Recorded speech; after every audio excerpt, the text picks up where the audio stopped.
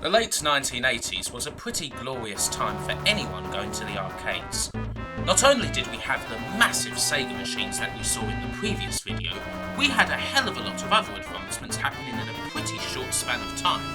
Big, great-looking beat-em-ups rose to the top, taking the example set by Double Dragon and Running Movement. Sega had Golden Axe, Konami had Teenage Mutant Ninja Turtles, and Capcom had Final Fight. Capcom in particular had a big edge in those days with their brand spanking new CPS-1 arcade board, which they first used on their classic twin-stick shooter Forgotten Worlds, and would later use on the most iconic arcade game of them all, Street Fighter II: The World Warrior. In 1989, however, they showed off the true promise of the board with one absolutely stunning action game, Strider. In the past, having massive sprites meant that things usually moved slowly, but now? Well, just look at Strider. So much happening on the screen at once, at such a fast pace and with such huge, detailed characters. The game was a total revelation, a definitive arcade title, and one that you absolutely could not play at home. Not that stopped people trying. British home computers had the first crack at it in 1989, but needless to say these versions fell short. They were missing so much from the arcade original, and they couldn't even hold up against well-established computer action games like Turrican. But then the port was made by Teartech, so people didn't expect a whole lot out of them. The NES version, perhaps wisely, decided to do something completely different and make a slower, more action RPG-ish game. Not bad, but not really what people wanted. And then the Mega Drive came along in September 1990 with their version. Now, we'd already seen MD ports of the first two CPS-1 titles, Forgotten Worlds and ultra-hard platform sequel Ghouls and Ghosts, but this was the true test. And good golly holly, did it pass that test? Suddenly, yes, you could play Strider in the home. Now, technically the conversion is not arcade perfect. If you look at the MD port of Strider in detail, you'll see that the colours aren't as vibrant, there's that bar on the top of the screen, and there's a fair bit of slowdown and flickering whenever things get really hectic. I could go on about these things, but really they didn't matter one iota. Who cared? We weren't slumped down saying, oh, the Mega Drive's 512 colour palette makes it look murkier in the arcade, thus rendering the port unsatisfactory, because we were much too busy getting our face melted by the greatness of the game. This is Strider, plain as day. Everything that was in the arcade was here. The shink of the cipher as it glistens through the air, the enemies cowering in terror at your inexorable approach, the death-defying leaps and sprawling stages, and even the greatest of all death animations, something you'll be seeing quite a bit of.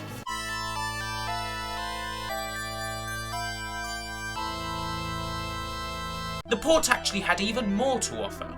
Composer Junko Tamiya's soundtrack for the game well and truly remains one of the best uses of FM Simpler system ever saw, and manages to actually sound way better than the arcade game. Technically, the port had very little, if anything, in the way of problems, and the good thing about that is that I can now just gab on and on about how brilliant Strider is.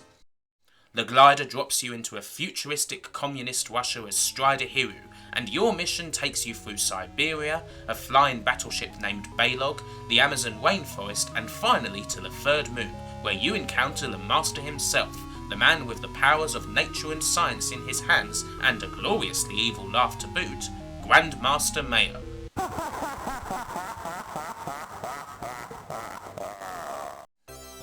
Strider, as a game, is filled with great moments, the likes of which we hadn't really seen that much of before. Nowadays we have a lot of action-packed beat-em-ups or shmups that have you pull off plenty of stunts, defeating enemies with grand acrobatics, stopping for nobody, faster than a speeding bullet. But Strider was one of the first games to give people that feeling. You look at it and you see Devil May Cry, Bayonetta, God Hand, Vanquish, and so many other games of today. It all comes back to Strider. It comes back to jumping effortlessly from chopper to chopper, running downhill as an entire mountain blows up, fighting on the backs of dinosaurs, being spun around and around by a battleship's core. Epic stuff. It's the sort of thing that every game of this breed should aspire to. Before all the fancy particle effects and colossal beasts, Strider was there first. And back when Strider came out, you performed all of the stunts. The computer didn't do any of them for you. The game's playability and the controls are simple as hell. One button gets your sword arm flying, and the other allows you to jump and slide when you're crouching. Although you don't have any control over a jump once you've done it, there's no limitations on swinging your sword. You can do it as fast as you can break your finger on the B button. You can also cling to near enough every wall and ceiling like grim death, swinging your sword all the way. A bit slower than normal, but usually good enough. I would like to briefly put the wank hat on at this moment and say that everything seems to happen automatically when you play Strider. It's a serious Zen experience, like you're at one with the game and all of its obstacles, and the controller is just an extension of your own hands. Yeah, man. So is there any problem with this game at all? Well, it is quite short. A decent playthrough of the game will take you 15 to 20 minutes to get through the game's 5 stages. However, getting to that stage will be a challenge, and getting through the game on hard is tough. That'll take a lot longer. Strider is all about quality, not quantity. The length scarcely matters when every last second of it is so great. I mean, I've barely even mentioned the freaking bosses. The bosses can be tricky to figure out, although once you do and you get good at the game you can wreck them in seconds, but it's not easy getting there.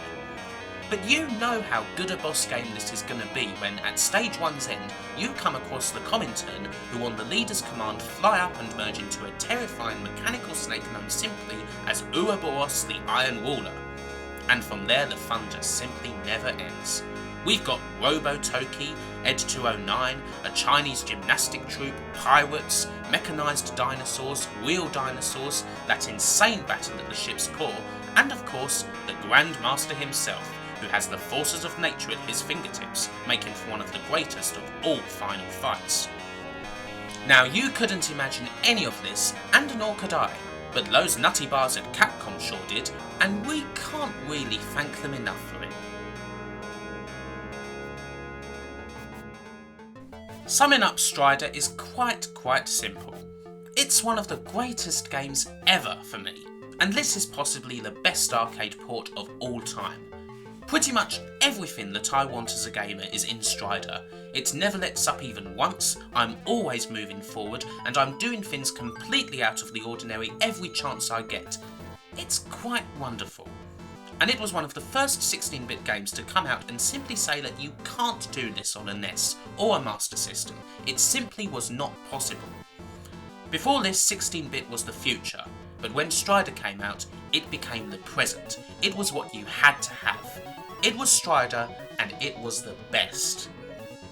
And after we'd finished it, and we'd made our way back down to Earth, we were hungry, desperate for more.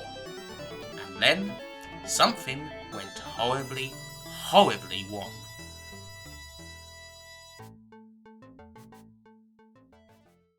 Join us next time, where we'll be looking at what happens when you let a beloved arcade and console title fall into the disreputable hands of a third-rate developer of lousy 8-bit arcade ports.